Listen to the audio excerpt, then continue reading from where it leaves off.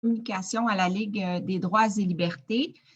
Alors, je vous remercie d'être présent à la conférence de presse aujourd'hui qui est organisée par la Ligue des droits et libertés. Alors, je vous rappelle que la Ligue est un organisme sans but lucratif, indépendant et non partisan, issu de la société civile québécoise et affilié à la Fédération internationale pour les droits humains. Et depuis plus de 50 ans, elle milite en faveur de la défense et de la promotion de tous les droits humains reconnus par la Charte internationale des droits de l'homme. Alors, ce matin, la conférence de presse a comme objectif de vous présenter le rapport de la mission d'observation d'urgence menée entre juillet et décembre 2020 sur la situation du logement à Gatineau et son impact sur les droits humains. Alors, je veux vous signaler que la conférence va être rediffusée sur la page Facebook. Mais si vous souhaitez l'enregistrer pour votre utilisation pour votre média, il est possible de l'enregistrer. Vous devez avoir les possibilités là, via Zoom de l'enregistrer. Si vous êtes familier là, avec Zoom, vous devriez voir le bouton enregistrement. Donc, les personnes qui prennent la parole ce matin sont Lucie Lamarche, porte-parole de la Ligue des droits et libertés, et M. François Saillant, rapporteur de la mission d'observation sur le logement. Alors, suite aux prises de parole, nous allons prendre des questions, en commençant par celles qui sont en français et par la suite, les questions en anglais. Alors, je vous remercie et je passe la parole à Maître Lucie Lamarche. Merci. Merci, Elisabeth. Bon matin, tout le monde. Merci beaucoup d'être avec nous ce matin. Alors, je serai brève pour vrai, avant de céder la parole à notre enquêteur-observateur, M. François Saillant, un expert bien connu en matière de droit au logement. Alors, il nous apparaît utile de préciser dans quel contexte la Ligue a choisi d'accompagner cette mission d'observation portant sur le droit au logement ou la condition du droit au logement à Gatineau. Ça n'a pas été très difficile pour nous l'été dernier de conclure, pour dire les choses synthétiquement, que Gatineau, c'est une situation d'état de crise permanente en matière de logement, ce qui, de notre point de vue, la distingue de d'autres crises de logement ou difficultés en matière de logement au Québec. François en parlera plus longuement. Il y a une conjonction de facteurs qui distinguent Gatineau, la proximité d'Ottawa, pression inflationniste et migratoire, que cela importe pour Gatineau, et les conséquences successives des inondations, de la tornade de 2018 sur cette région particulière qui est Mont-Bleu.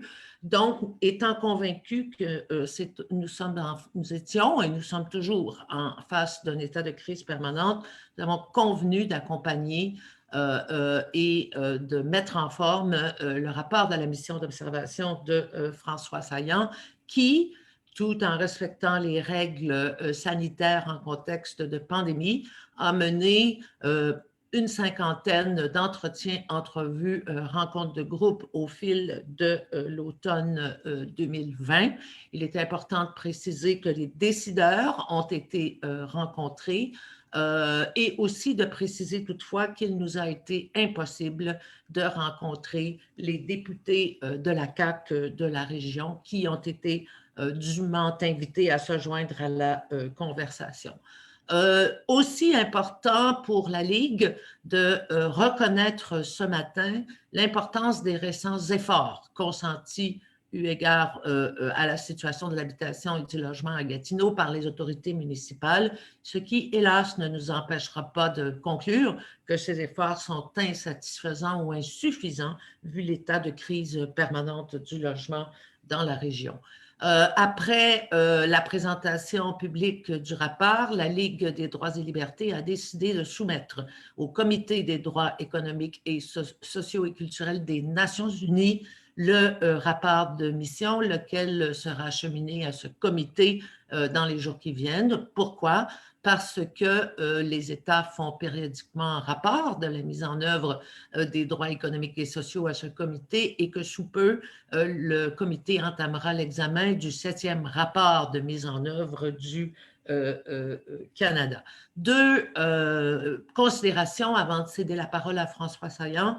D'une part, pour la Ligue, le droit au logement, c'est très important parce que quand on y pense bien, c'est l'un de ces droits qui illustre le principe de l'interdépendance de tous les droits humains. Une personne mal logée, une personne non logée, c'est une personne qui met sa vie à risque, sa santé à risque, l'éducation de ses enfants à risque, qui s'expose à des violences particulières et ainsi de suite. Donc, un droit aussi important que le droit au logement qui n'est pas respecté, c'est la mise en péril de tous les droits humains dont les mal logés et les non logés sont titulaires.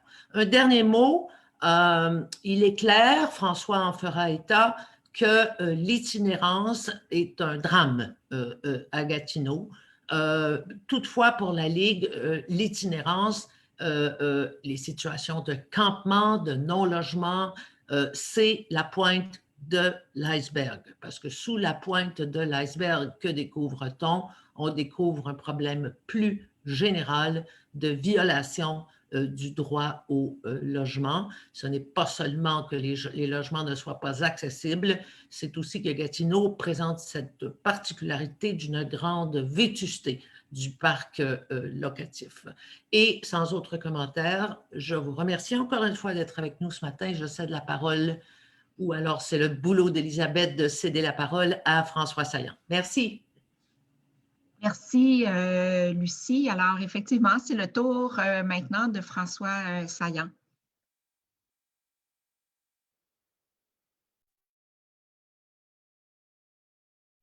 François, le micro. Excusez-moi. Le but de la mission, c'était de regarder la situation du logement à Gatineau et de voir quel impact cette situation-là a sur les droits humains, l'ensemble des droits humains. Et le grand constat que je dois faire, Lucie en parlait d'emblée, c'est d'abord que c'est clair qu'à Gatineau, on vit une situation d'urgence en matière du logement et qu'on vit une situation de crise permanente du logement. Et la meilleure indication de ça, c'est le rapport d'enquête sur le marché locatif qui a été publié le 28 janvier dernier par la Société canadienne d'hypothèques et de logement. Et là, il y a des constats qui sont vraiment affligeants là-dedans. C'est la 13e année consécutive au cours des 21 dernières années qu'il y a une pénurie de logements à Gatineau, qu'on est sous la barre du 3 % de logements inoccupés, qui est le taux d'équilibre considéré par la SCHL comme tel. À Gatineau, en 2016, à la fin de 2016, le taux de logement inoccupé était à peu près similaire à celui de l'année dernière, donc un taux de 1,6 %, taux général de 1,6 %. Et ça, c'est malgré la construction de près de 2000 logements locatifs, malgré le fait qu'il y a des logements de type Airbnb qui se sont libérés, notamment sur l'île de Hull, compte tenu de la pandémie qu'on connaît. Et par ailleurs, que justement, cette pandémie-là a fait en sorte de faire baisser la demande de logement en principe. Donc, on est dans une situation, quand je dis baisser de logement, je donne par exemple l'exemple de l'immigration internationale qui habituellement est très importante à Gatineau, qui l'a été beaucoup moins cette année en raison de la pandémie. Donc, d'un côté, l'offre de logement augmente, de l'autre côté, la demande baisse. Qu'est-ce qu'on doit en conclure? Il n'y a plus de crise. Or, il y a encore une crise du logement et c'est dû, la SCHL elle-même en vient à cette conclusion-là, c'est que le nombre de résidents d'Ottawa à déménager à Gatineau a été plus important encore que par les années passées. Donc, on fait affaire avec un facteur qui est structurel dans ce cas-là. Je veux juste aller un petit peu plus loin avant d'arriver au rapport comme tel sur celui de la SCHL, parce qu'il y a là-dedans des choses qui sont inquiétantes pour les mois qui viennent. Entre autres, la pénurie demeure extrêmement importante dans les plus grands logements, les logements de 3 chambres à coucher et plus. Le taux de logement inoccupé n'est plus de 1,6, il est de 1 %, tout simplement. Et quand on regarde du côté des logements à plus bas loyer, par exemple, les loyers qui sont à moins de 600 $ par mois. On peut penser à quelqu'un qui est à l'aide sociale, par exemple, dont c'est à peu près un petit peu plus, mais à peine le montant de la prestation. ben, le taux de logement inoccupé pour ces loyers-là est de 0,6 %. Et dans le cas des logements dont le coût est entre 600 et 700 $, c'est à 0,8 %. Et là, donc c'est clair qu'on vient d'affecter très durement. Il n'y a pas plus de logements pour les ménages à faible revenu, mais il y a une dernière donnée de la SCHL qui est révélatrice parce que là, ça veut dire que ça touche aussi des ménages à revenus modestes. C'est que pour les ménages qui gagnent moins de 36 000 $ par année, donc tu ne parles pas uniquement des gens à l'aide sociale ou au salaire minimum, pour ces gens-là, le taux de logement inoccupé est de 1,2 %, donc là aussi inférieur au taux général. Ben, la principale conséquence de tout ça, de cette situation-là qui dure depuis une vingtaine d'années, c'est que le coût du logement à Gatineau, le loyer moyen d'un logement de 2 chambres à coucher à Gatineau est passé de 540 $ en 2000 à 950 $ en 2020, ce qui veut dire une hausse de 74,6 %. C'est énorme. Bon, Lucie en parlait, la face visible de cette crise du logement-là, c'est l'itinérance. À Gatineau, il y a un nombre grandissant de familles qui devient sans logis à un moment ou l'autre durant l'année, qu'ils demeurent pendant des mois, de telle sorte que ces familles-là doivent être hébergées en hôtel ou en motel. Au dire même du maire de Gatineau, qui a été rencontré par la commission, le nombre de personnes itinérantes à Gatineau a doublé au cours de la dernière année. Toute cette situation-là d'itinérance de famille, de personnes, bien évidemment, ça a des conséquences sur les droits à la santé. Je pense qu'il n'y aura pas besoin d'une très longue description de ce côté-là. Droit à la sécurité, on peut penser par exemple à des femmes victimes de violences conjugales qui doivent retourner chez des conjoints violents, faute d'avoir un logement et voulant pas se retrouver à la rue ou dans des refuges où elles ne se sentent pas non plus en sécurité.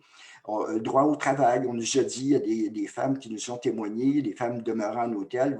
Comment voulez-vous qu'on trouve quelqu'un pour garder, pour aller travailler ou même chercher un emploi dans une chambre d'hôtel? Personne ne veut faire ça.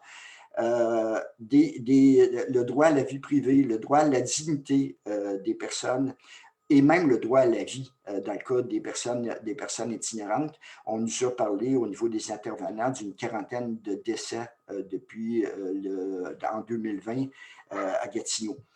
Dans le cas des familles sans logis, ça amène des conséquences sur le droit à l'éducation. Plusieurs familles qui étaient hébergées en hôtel nous ont témoigné de la difficulté d'inscrire leurs enfants à l'école. Et même quand les enfants réussissent à s'inscrire, ben, ça veut dire quoi? C'est quoi les conditions de réussite et de persévérance scolaire qu'il peut y avoir quand tu vis dans une chambre d'hôtel entassée à plusieurs personnes? Au cours de l'émission, on nous a parlé, au niveau des groupes intervenants en itinérance, on nous a parlé du droit à la survie. Évidemment, qui n'est pas un droit là, qui fait partie des pactes internationaux, mais pour condamner on a utilisé ce thème-là pour montrer pourquoi les gens, d'abord, personnes itinérantes, parmi les personnes itinérantes, il y en a qui ont des recours à des campements, et pourquoi il faut, eux autres, condamner les démantèlements de campements. Sur ce point de vue-là, la Ligue des droits et libertés, puis c'est un point de vue que je partage tout à fait, on est tout à fait derrière ce que les observations qui ont été faites par le Comité des droits économiques, sociaux et culturels de l'ONU en 2016, alors qu'ils ont condamné les démantèlements, sont inquiétés du démantèlement de campements au Canada. C'est faute d'un véritable logement que les gens doivent camper. Même si la question de l'itinérance, ça ne se résume pas à une question de logement, ben, c'est faute d'un véritable logement que les gens doivent camper. Et par ailleurs, les campements sont la démonstration claire, le reflet de l'échec des gouvernements en matière de respect du droit au logement. Donc, de ce côté-là, on invite les autorités, notamment les autorités municipales, sanitaires, à revoir le tir à ce niveau-là, comme le propose l'ancienne rapporteure spéciale des Nations unies sur le droit au logement, Leilani Farah, qui a proposé un protocole national sur les campements au Canada. Cela étant dit, et Lucie le disait aussi, le droit au logement, ce n'est pas seulement celui d'avoir un abri ou celui d'avoir un toit au-dessus de sa tête. Le comité de l'ONU dont je vous parlais considère que pour que le droit au logement comprend 7 éléments essentiels. Je vous en fais le rapide lecture. Sécurité légale de l'occupation, ne pas être évincée.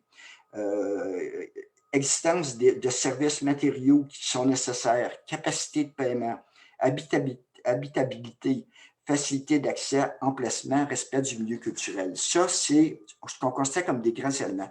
Je vais vous donner 4 exemples pour vous montrer les impacts que ça a sur les droits des personnes. D'abord, la sécurité d'occupation. Lors de ces derniers examens de l'État des droits au Canada, c'est en 2006 et 2016, le comité de l'ONU, auquel on fait référence depuis tantôt, s'est inquiété du nombre d'évictions au Canada dues à de faibles dettes de loyer. Or, il y a plus de causes de non-paiement de loyer qui sont soumises au tribunal administratif, ce qu'on appelait auparavant la Régie du logement, qu'à l'échelle du Québec. La région compte 3,8 des ménages locataires de l'ensemble du Québec, mais 6,7 des causes soumises au tribunal administratif du logement pour non-paiement de loyer. Et ça peut résulter à l'éviction des locataires. Ce qui est encore plus préoccupant, je dirais, c'est que ce phénomène-là touche aussi les HLM. L'Office d'habitation de l'Outaouais y ayant en moyenne plus souvent recours que la moyenne des offices d'habitation à travers le Québec. En 2018, l'Office de l'Outaouais a été le pire à ce domaine-là parmi les grands offices. Il y a 4,5 de l'ensemble des logements qui sont gérés par l'Office, donc des logements qui sont vraiment le dernier rempart avant la rue, ou à peu près, dans le cas, c'est vraiment des logements de dernier recours, que 4,5 qui ont été touchés par des causes de non-paiement, alors que c'est 2%, c'est 2% à l'échelle de tout le Québec. Bon, quand tu es menacé d'être évincé, bien évidemment, ça a des conséquences. Ça a des conséquences sur ta santé. On peut penser à l'état de stress permanent, l'épée de Damoclès que tu as au-dessus de ta tête. Bien évidemment, ça cause des problèmes. Tout le danger de te retrouver à la rue, de te retrouver en situation d'itinérance, évidemment, ça pèse très lourd sur les personnes. Deuxième exemple, la capacité de paiement. L'ONU nous dit, si tu payes trop cher pour te loger, bien, ça veut dire que tes autres droits peuvent en souffrir. Or, lors du dernier recensement qui a été fait en 2016, il y a 36% des ménages locataires de Gatineau qui payent à plus de 30% de leurs revenus pour se loger. C'est la norme établie au Canada, 30% des revenus maximum qui doivent aller au logement. Et là-dessus, il y en avait, sur le total des ménages, il y en avait 16% qui devaient consacrer plus de la moitié de leur revenu pour se loger. Bien, compte tenu de la hausse majeure des loyers qu'il y a eu depuis ce temps-là, on peut se dire qu'aujourd'hui, le portrait est encore probablement bien pire. Et ça, ce que ça signifie, c'est que quand tu consacres autant d'argent à ton loyer, bien, tu dois couper dans tes autres besoins essentiels. Et ces besoins essentiels-là, c'est aussi des droits. On peut penser aux droits à l'alimentation, par exemple. On peut penser aux droits à la santé quand tu es obligé de couper dans les médicaments pour arriver à payer ton loyer. Puis évidemment, c'est une source aussi permanente de stress pour les personnes. Autre exemple, ce qu'on appelle l'habitabilité, c'est-à-dire d'avoir des logements qui sont de conditions suffisantes pour ta santé et ta sécurité.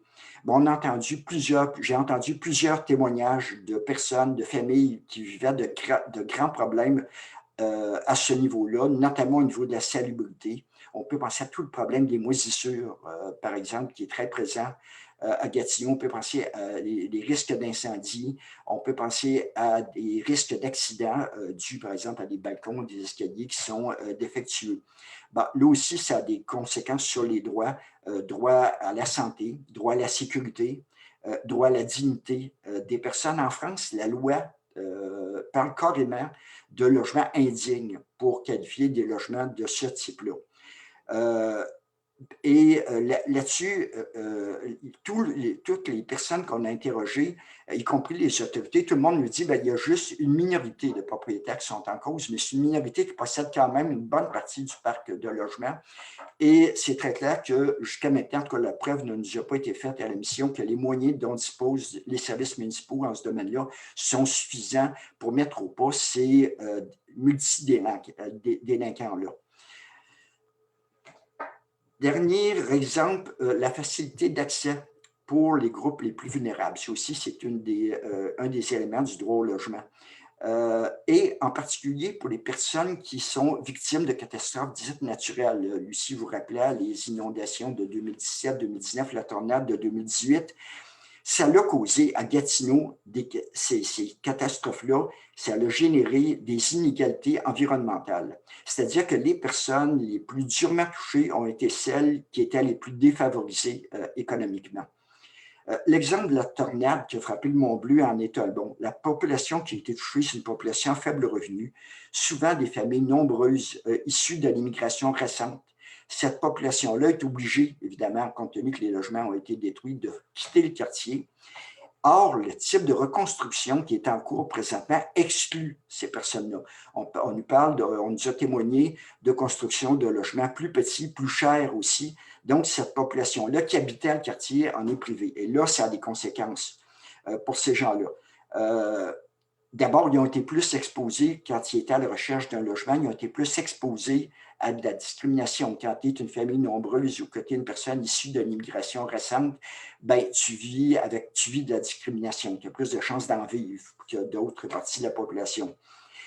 Et maintenant qu'elles se sont trouvées un logement, souvent ces logements-là sont plus chers et ils sont aussi, ces logements-là, surpeuplés. Ils vivent trop nombreux dans des logements de petite taille. Et d'ailleurs, ça touche beaucoup l'immigration récente. Il y a 18,5% de l'immigration récente qui vit dans des logements où il y a un problème de surpeuplement à Gatineau. Finalement, ces gens-là ont été... le Mont-Bleu est un quartier où il y avait des services communautaires quand même qui étaient importants.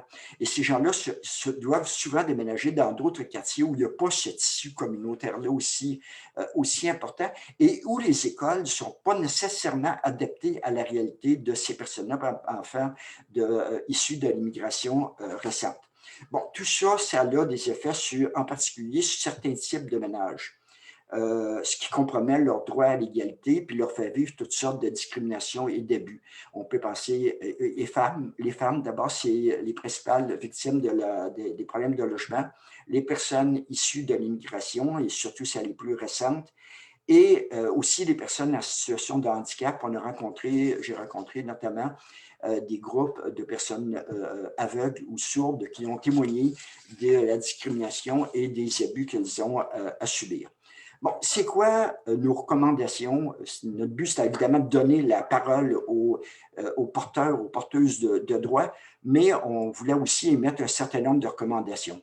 La plus importante recommandation, c'est que tout ce que les gouvernements doivent faire, tout ce que les autorités doivent faire, ça doit être basé sur les droits humains, sur le respect des droits humains. Les gouvernements ont la responsabilité de respecter ces droits-là, de les protéger, de les mettre en œuvre. Et pour faire ça, ils doivent intervenir, et ça, ce n'est pas nous autres, ce n'est pas nous autres, c'est les baux de l'ONU, intervenir au maximum de leurs ressources disponibles et utiliser tous les moyens appropriés. Bon, plus concrètement, ce que ça veut dire. Face au gouvernement fédéral et québécois, il faut qu'il y ait une augmentation considérable des investissements pour accroître l'offre de logements sociaux de bonne qualité, pleinement accessibles financièrement, et ils doivent le faire aussi en tenant compte de la réalité particulière de Gatineau comme voisine d'Ottawa. Et je pense par exemple au programme québécois Accès Logis que la ville de Gatineau utilise et veut utiliser encore plus, mais qui n'est pas adapté à la réalité de Gatineau, qui n'est pas non plus adapté à la réalité de d'autres villes au Québec, mais Gatineau, en raison de sa proximité avec Ottawa, de son voisinage, ça cause des problèmes particuliers. On vous en parlait tout à l'heure, et notamment au niveau des coûts de construction qui sont plus élevés parce qu'il y a l'effet Gatineau, l'effet Ottawa là-dedans. Le gouvernement du Québec aussi doit intervenir sur le plan législatif. On a entendu beaucoup de choses qui ont trait à la loi, à la faiblesse des recours à la loi pour protéger plus efficacement la sécurité d'occupation des locataires, la capacité de paiement des ménages, l'habitabilité des logements, puis pour freiner aussi la discrimination. Face à la ville de Gatineau, on ne demande pas à la ville de Gatineau de tout faire. Il y a des responsabilités qui sont celles des gouvernements supérieurs et que les gouvernements supérieurs doivent s'acquitter au-delà de certains fluffs-là. Le gouvernement fédéral aime brandir les supposés 55 milliards de dollars qui vont à sa stratégie canadienne. Dans les faits, tu te rends compte que c'est pas tant que ça, et parce que d'abord, on ne parle pas vraiment de 55, mais aussi que quand tu arrives sur le terrain à Gatineau, il y a des miettes qui retombent et c'est à peu près tout. Donc, il doit y avoir un effort plus considérable. Mais Gatineau a aussi ses responsabilités. Parmi ses responsabilités, il y a l'application du règlement sur la salubrité des logements et des chambres. De manière générale, ça a l'air à bien fonctionner, sauf que là où ça semble vraiment pas fonctionner, c'est pour mettre au pas les propriétaires qui sont délinquants, et souvent multidélinquants, qui sont multirécidivistes. Ces propriétaires-là, ça prendra des moyens plus musclés. Là, il y en a toutes sortes qui peuvent s'offrir. Des amendes plus importantes, faire les travaux qui sont nécessaires à ce que remettre le logement en bon état et envoyer la facture au propriétaire. Et si le propriétaire ne paye pas, à ce moment-là, tu peux saisir les immeubles en question. Donc, il y a des moyens qui existent, il faut qu'ils soient mis en place. Deuxièmement, il faut que la ville de Gatineau, on a entendu des choses d'ouverture de ce côté-là. On veut que ça aille, on voudrait que ça se réalise et que ça aille encore plus loin. Qui joue un plus grand rôle dans la construction et la préservation des logements à bas loyer, ce qui veut dire notamment de se doter d'une réserve de terrains et de bâtiments à des fins de logement social. Donc, on réserve des terrains et des bâtiments à des fins de logement social. Et ça peut se faire en utilisant le droit de préemption que la Ville de Gatineau a l'intention de réclamer au gouvernement du Québec. Évidemment, c'est une demande qui devrait être appuyée et à condition qu'elle soit utilisée vraiment de façon importante par la Ville de Gatineau. Et on pourrait aussi, la Ville de Gatineau a montré une ouverture à l'inclusion de logements abordables dans de grands projets immobiliers. C'est intéressant, sauf que d'abord, puis on a dit à la Ville de Gatineau qu'on veut s'inspirer de l'exemple de Montréal. Or, l'exemple de Montréal, l'exemple récent de Montréal, c'est que d'abord, on ne fait pas juste inciter à l'inclusion, on oblige l'inclusion de logements abordables et sociaux aussi, ce qui est quand même important. On parle de 20% de logements sociaux, 20% de logements abordables et 20% de logements familiaux qui doivent se réaliser dans les grands projets immobiliers. Donc, ce pouvoir-là d'inclusion permettrait à la Ville de s'assurer une plus grande part de logements qui sont vraiment abordables plutôt que de laisser le marché privé construire un peu ce qu'il veut. Par ailleurs, du côté de... C'est un peu dommage de devoir faire une recommandation à l'Office d'habitation de Gatineau qui s'occupe des logements, des gens qui sont les plus mal pris, qui étaient les plus mal pris dans la société, mais il faut absolument qu'on prenne tous les moyens pour faire en sorte de diminuer le nombre de recours au tribunal administratif du logement et au minimum, c'est le minimum, de faire en sorte que ça ne soit pas supérieur à ce que c'est dans l'ensemble du Québec. Là-dessus, je vous remercie. Merci beaucoup, François. Maintenant, c'est au tour de Lucie Lamarche à conclure.